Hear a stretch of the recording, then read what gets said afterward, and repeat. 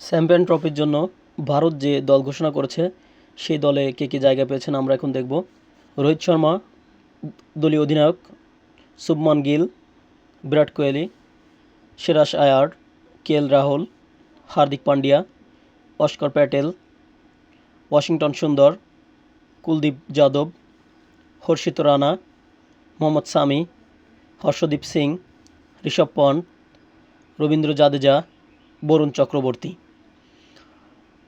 খুবই চমৎকার একটি স্কোয়াড আমরা ভারতের বোর্ড থেকে আমরা দেখতে পেলাম।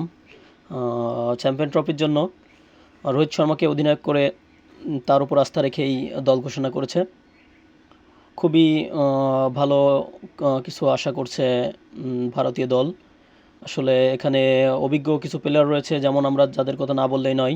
রোহিত শর্মা, বিরাট কোহলি, মোহাম্মদ সামি, রবীন্দ্র জাদেজা, তারা অনেক বছর যাবৎ জাতীয় দলের লিড দিয়ে আসছেন।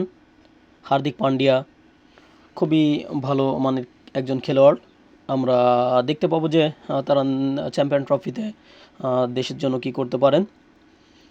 এখানে নতুনদের ভিতরে যদি বলতে হয় তাহলে আসলে অর্শদীপ সিং যে খুবই ভালো